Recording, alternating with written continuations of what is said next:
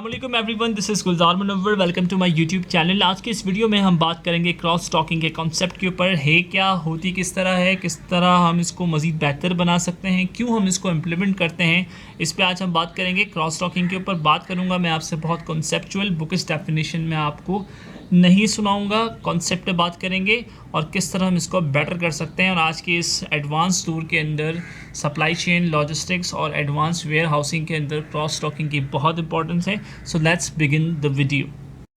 बात करेंगे सबसे पहले क्रॉस स्टॉकिंग है क्या। आप स्क्रीन पे देख सकते हैं 3 डिफरेंट सिनेरियोज है एक वेयर हाउस के। सबसे पहले होता है क्या जनाब, क्रॉस स्टॉकिंग प्रोसेस के अंदर इन्वेंट्री आती है आपके वेयर हाउस में। ये जो आपको गाड़ी नज़र आ रही है, ये गाड़ी क्या है, ये कहलाती है डॉक। ठीक है, एक डॉक आती है आपके वेयर हाउस में। वेयर हाउस को क्रॉस स्टॉकिंग के अंदर कहा जाता है क्रॉस स्टॉकिंग टर्मिनल। यानी आप ये कह सकते हैं in the context of cross stocking हम ये कह सकते हैं एक डॉक आपके क्रॉस स्टॉकिंग टर्मिनल पहुंच जाता है, यानी वेयर हाउस पहुंच जाता है। और उसके बाद क्या होता है, वहाँ से वो जो माल है फिनिश्ड है वो यहाँ पे अनलोड हो जाता है। अनलोड होने के बाद सेकंड स्टेप में क्या हो जाता है जनाब, सेकंड स्टेप में ये होता है कि जो अनलोडेड मटेरियल है वो वेयर हाउस के अंदर सॉर्ट हो रहा होता है, स्क्रीन हो रहा होता है, उसकी सेगमेंटेशंस हो रही होती हैं। देन उसके बाद थर्ड स्टेप में एक आपके पास डॉक दूसरी तरफ खड़ा होता है वेयर हाउस के। वो क्या करता है, जो सॉर्टेड मटेरियल है या जो फिनिश्ड है, जो स्क्रीन मटेरियल है, वो आपके फाइनल कस्टमर तक पहुंचाता है जो नेक्स्ट स्टॉक मौजूद है आपके आउटबाउंड वाले एरिया के अंदर। अब इस सारे प्रोसेस से हो क्या रहा है, इसका हासिल क्या है, इसका हासिल ये है कि we are saving our time, we are saving our cost. ठीक है, हम अपना टाइम सेव कर रहे हैं, हम अपना कॉस्ट सेव कर रहे हैं और सबसे बढ़ के हम अपने वेयर हाउस की जगह को बचा रहे हैं। यानी अगर आप सेम डे एक फिनिश मटेरियल ला के स्क्रीन करके आगे डिलीवर कर रहे हैं तो हो क्या रहा है, आपके पास स्पेस एफिशिएंसी इंप्रूव हो रही है, टाइम एफिशिएंसी इंप्रूव हो रही है और कॉस्ट आपकी जो है वो डिक्रीज़ हो रही है। डायरेक्टली और indirectly it is affecting your profitability. तो ये कॉन्सेप्ट है क्रॉस स्टॉकिंग का।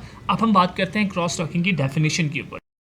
तो जनाब, क्रॉस स्टॉकिंग है क्या। Cross stocking is the process of transferring both finish material and product components to the customer with little or no storage time. Cross stocking में क्या होता है, कोशिश ये होती है कि आप कस्टमर तक अपने फाइनल गुड और प्रोडक्ट को पहुंचाओ कम से कम टाइम के अंदर। अब स्क्रीन पे आपको एक बॉक्स नज़र आ रहा है, इसको हम नॉर्मली लोकली कहते हैं वेयर हाउस या गोदाम कहते हैं या गोडाउन कहलाता है। ये वेयर हाउस क्रॉस स्टॉकिंग के प्रोसेस में कहलाता है क्रॉस स्टॉकिंग टर्मिनल। ठीक है जनाब, ये वेयर हाउस आपका क्या कहलाएगा, क्रॉस स्टॉकिंग टर्मिनल। अब आपको इस तरफ जो गाड़ी खड़ी नज़र आ रही है ये कहलाती है डॉक। ठीक है, ये डॉक कौन से एरिया के अंदर है, ये डॉक मौजूद है इनबाउंड एरिया के अंदर। इनबाउंड एरिया वो होता है जहाँ से आप जो है वो फिनिश गुड को अपने क्रॉस स्टॉकिंग टर्मिनल में पहुंचा रहे होते हो। देन उसके बाद आप इस तरफ देख सकते हैं एक और गाड़ी खड़ी है, ये खड़ी है आउटबाउंड एरिया के अंदर। आउटबाउंड एरिया क्या करता है, वहाँ पर मौजूद जो डॉक है वो क्या करता है, जो फिनिश गुड या स्क्रीन या सॉर्टेड मटेरियल है उसको वो पहुंचाता है, लेके जाता है टूवर्ड्स कस्टमर और कंज्यूमर। आई होप कि आपको क्रॉस स्टॉकिंग की डेफिनेशन समझ में आ गई होगी और इसका पर्पस हमने पहली स्लाइड में बताया कि हमें क्या करना है, टाइम सेव करना है, कॉस्ट को सेव करना है और अपनी एफिशिएंसी को इम्प्रूव करना है। अब हम बात करेंगे हम क्यों इम्प्लीमेंट करें क्रॉस स्टॉकिंग को, क्या वजूहात है, क्या रीज़न है क्यों हम क्रॉस स्टॉकिंग के ऊपर इतना फोकस कर रहे हैं। तो कुछ वजूहात हैं, कुछ फ़ायदे हैं जिसकी वजह से हम क्रॉस स्टॉकिंग पे इतना फोकस कर रहे हैं। वन बाय वन हम इस पर डिस्कशन करेंगे। पहला आप देख सकते हैं टर्न अराउंड रेट आपका बढ़ेगा ऑर्डर्स का, यानी ऑर्डर्स आपके पास ज़्यादा आना शुरू हो जाएंगे due to the cross stocking. क्यों?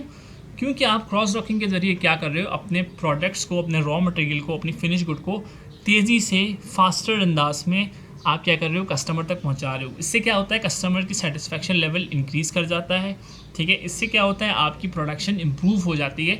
तो आपके पास जाहिर सी बात है ऑर्डर्स में एक इम्प्रूव आने लगता है। जब आपके पास ऑर्डर्स इंप्रूव होंगे तो आपके सेल्स में इंक्रीज़ आएगा। जब आपकी सेल्स में इंक्रीज़ आएगा तो क्या होगा, आपके ऑर्डर टर्न अराउंड रेट्स बढ़ना शुरू हो जाएंगे और एट द एंड फाइनली आपकी प्रॉफिटेबिलिटी में एक इंक्रीज़ आना शुरू हो जाएगा। Second benefit, why to use the cross stocking. Second benefit ये है कि ये आपकी प्रोसेसिंग कॉस्ट को रिड्यूस करता है। जैसा कि हमने पहली स्लाइड में डिस्कस किया, कॉस्ट आपकी डिक्रीज़ हो रही है, स्पेस आप कम यूज़ कर रहे हैं, रेंट आपके एक्सपेंसेस कम हो रहे हैं, लेबर आप कम यूज़ कर रहे हैं, तो आपका जो प्रोसेसिंग कॉस्ट है वो एक तरह से डिक्लाइन कर रहा है, अफेक्टिंग योर प्रॉफिटेबिलिटी। आपकी प्रॉफिटेबिलिटी इससे इंक्रीज़ होगी।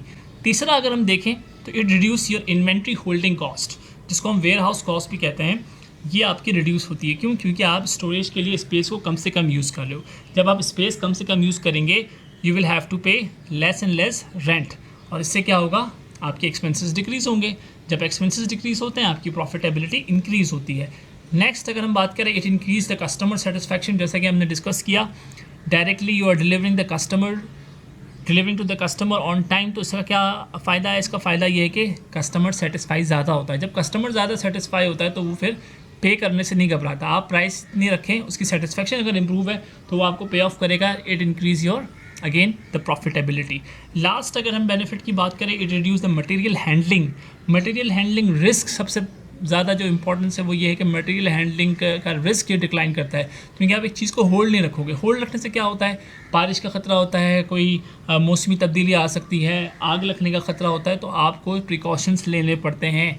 आपको एक गार्ड रखना पड़ता है जो उन सब चीज़ों को ऑब्जर्व करे। एक सीसीटीवी कैमरा लगा हुआ होना चाहिए जिसमें सारी चीज़ें हों। तो बहुत सारी ऐसी चीज़ें हैं जिससे आप बच सकते हैं due to the cross docking. आप हाथ के हाथ जो मटेरियल को वेयर हाउस में उतार रहे हो, यानी क्रॉस डॉकिंग टर्मिनल पे उतार रहे हो, और हाथ के हाथ उसकी सॉर्टिंग हो रही है और वो फ़ौरन जो है वो डिलीवर हो रहा है। तो it reduce what the material handling cost, और मटेरियल ख़राब भी नहीं होगा। ठीक है, ख़ास तौर से ये जो क्रॉस डॉकिंग का प्रोसेस है ये पेरिशेबल आइटम्स के लिए बहुत जो है वो अहमियत रखता है, जो जल्दी ख़राब होते हैं, जैसे दूध है, इस तरह की चीज़ें। तो उसमें क्रॉस डॉकिंग लाजमी इंप्लीमेंट होना चाहिए। So that is what the few of the example जो मैं समझता हूँ। मज़ीद आप अपनी अंडरस्टैंडिंग से और भी जो है वो इसकी इंपॉर्टेंस लिखना चाहें तो कमेंट में लिखिएगा। नेक्स्ट स्लाइड में हम डिस्कस करने जा रहे हैं, how can you improve your current cross stocking practices. किस तरह आप उसको इम्प्रूव कर सकते हैं। अगर आपको लगता है कि यार मुझे पूरी तरह से फ़ायदा नहीं हो रहा, तो क्या क्या चीज़ें ऐसी हैं जो करनी चाहिए। पहली चीज़ तो ये है कि आप कोशिश ये करें कि आप इम्प्लीमेंट करें अपने पूरे वेयर हाउस के सिस्टम के अंदर ऑटोमेटेड टूल्स से मुराद है आपके पास बारकोड सिस्टम होना चाहिए। क्या चीज़ आ रही है, क्या चीज़ जा रही है, आपको पता हो। आपके पास एक रियल टाइम डेटा होना चाहिए। उससे क्या होगा, आपको प्लानिंग और एग्जीक्यूशन में हेल्प मिलेगी।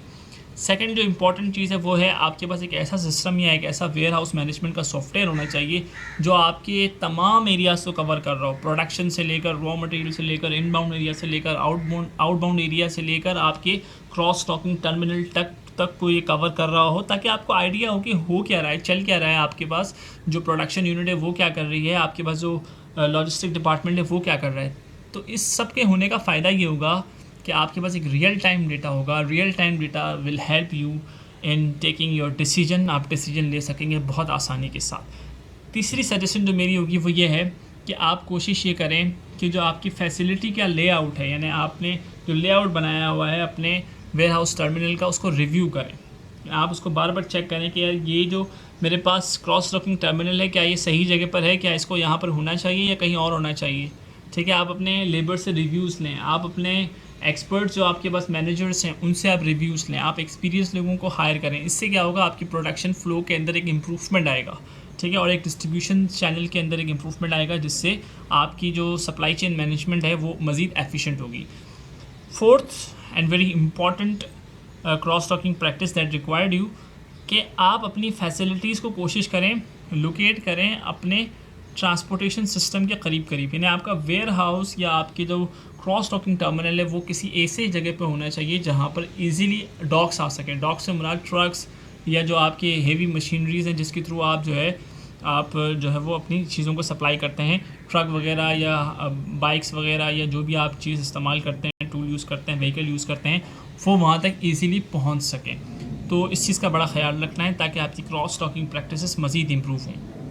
एंड हम इसको कंक्लूड करते हैं जनाब। अब तक हमने डिस्कस किया इसकी डेफिनेशन को, इसके इम्पोर्टेंस को, क्यों हम इसे इम्प्लीमेंट करें, और कुछ हमने सजेशंस दिए आपको कि हम किस तरह क्रॉस डॉकिंग को और बेटर बना सकते हैं। तो जनाब क्रॉस डॉकिंग का बेसिक पर्पस जो हमें समझ में आया इस पूरी डिस्कशन में वो ये है कि आपकी distribution facility just in time हो, यानी क्विक एंड एफिशिएंट हो। ठीक है, तो आप कामयाब है आज के इस दौर के सप्लाई चेन के अंदर। सेकंड जो हमने कंक्लूड किया कि आप अच्छी सर्विस देंगे कस्टमर को, तो अच्छी सर्विस हासिल हो सकती है आपके ऑपरेशनल एफिशिएंसी से ही और कॉस्ट के रिडक्शन से ही। यानी आप कॉस्ट को कम से कम रखते हुए अच्छे से अच्छे जो है वो आप सर्विसेज देंगे, तो ये सब चीज़ें मुमकिन होंगी। ये सब चीज़ें इंटरलिंक है आपके ऑपरेशनल एफिशिएंसी से। तो आपने अपने ऑपरेशनल एफिशिएंसी को इंक्रीज़ करना है। तो क्रॉस टॉकिंग आपको एक ऑपरेशनल एफिशिएंसी का एक टूल देती है, एक आपको सहूलत देती है कि आप किस तरह अपने कॉस्ट को रिड्यूस करते हुए बेटर कस्टमर सर्विस प्रोवाइड कर सकते हैं। थर्ड एंड इम्पॉर्टेंट कंक्लूजन जो हमने देखा यहाँ पे ऑब्ज़र्व किया वो ये है कि आपने ये करना है कि जो आपके पास एग्जिस्टिंग क्रॉस टॉकिंग सिस्टम है सिर्फ उस पे आपने रिलाई नहीं करना है, आपने फ्यूचर क्रॉस टॉकिंग के फंक्शंस को समझना है। आपने अपने मार्केट एक्सपर्ट्स के साथ बैठ के फ्यूचर क्रॉस टॉकिंग को मज़ीद एडवांस करने के लिए स्ट्रेटजीज़ बनानी है। आप सिर्फ अपने मौजूदा सिस्टम के ऊपर रिलाई ना करें। Fourth and the last conclusion वो ये है कि आप एवेल्यूएशन की तरफ लाजमी जाएं। जो आपका बिज़नेस सेटअप है क्या उसके अकॉर्डिंग क्रॉस टॉकिंग सिनेरियो सही है, इसको मज़ीद चेंज होना चाहिए, या क्रॉस टॉकिंग नहीं यार अभी वेयर हाउस के लेवल पे है मेरा बिज़नेस, फ़िलहाल वेयर हाउस से काम चलाना है, बाद में जब एडवांसमेंट पे आएगी, बाद में जब सेल्स हमारे इंक्रीज़ हो जाएंगे तो फिर हमें क्रॉस टॉकिंग पे जाना है। इसको भी आपने देखना है। ऐसा नहीं है कि आपने वीडियो देख ली और फ़ौरन जाके क्रॉस टॉकिंग स्टार्ट कर दी। तो आपने अपने current scenario of the business को भी सामने रखना है। उसके बाद आपने फैसला करना है कि क्रॉस टॉकिंग करनी है या नहीं करनी है। अगर आप कर भी रहे हैं तो उसको एवेल्युएट करें कितनी एफिशिएंट क्रॉस टॉकिंग करनी है। सो आई होप कि आपकी नॉलेज में इजाफा हुआ होगा। मज़ीद वीडियोस के लिए चैनल को सब्सक्राइब करें। आपकी कोई नॉलेज है कमेंट में ज़रूर शेयर करें ताकि दीगर लोग फ़ायदा उठा सकें। Thank you so much for watching the video.